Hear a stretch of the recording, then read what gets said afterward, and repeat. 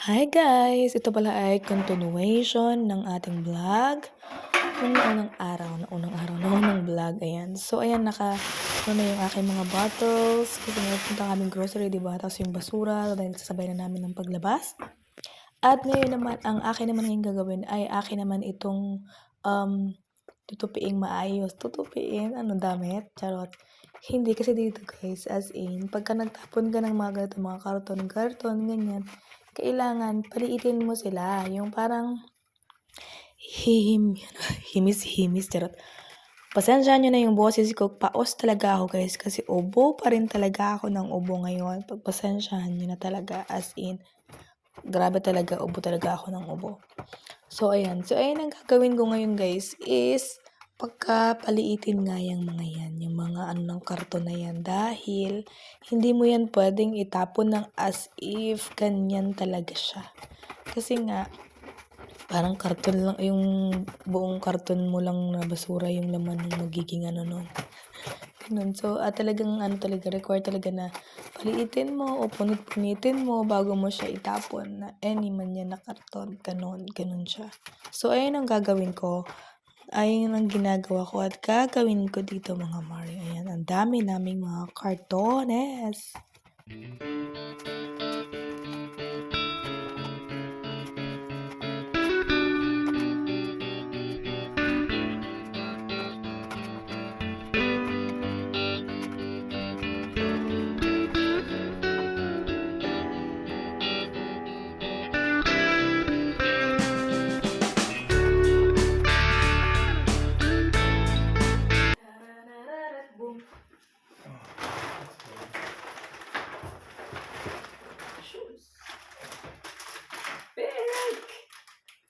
O, diba? Kahit ng araw na yan, ang boses ko kakaiba. Anyway, kakatapos lang namin yan mag-grocery guys. Hindi ko na kayo sinama. Ang dami namin pinuntahan ng aking usawa.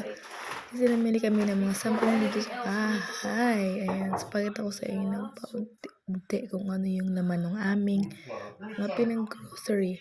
But luluto muna ako. Before anything else pala. Luluto muna ako. Ito lang naman ang gusto ng asawa ko, yung soup na ito. Na nilalagay dyan, ganun. Tapos, lalagyan mo lang ng bali yung soup in can na yan.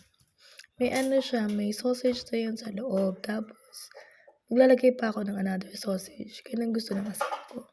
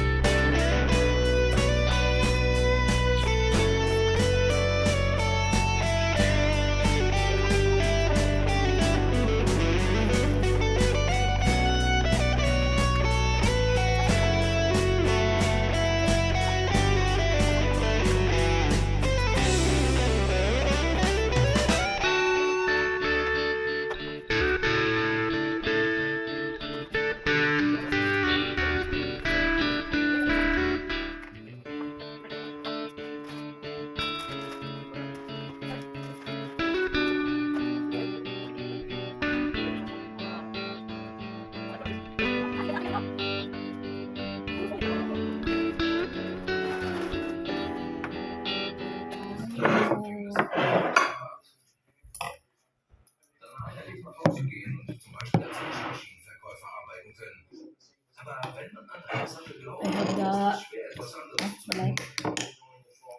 it's fish, smoked fish, then a cucumber and tomato with toyo and suka. Meine Kinder sind erwachsen. Die eine ist in London, die andere in Vietnam und bringen Kindern Englisch bei. Ich bin seit 10 Jahren geschieden. Ich bin kein einfacher Mann. Es ist nicht leicht, mit mir verheiratet zu sein.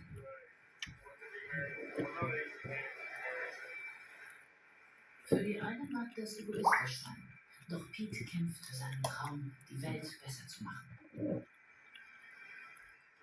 Nach einer halben Stunde erreicht das Team den gelobten Angelspot mitten im Schutzgebiet.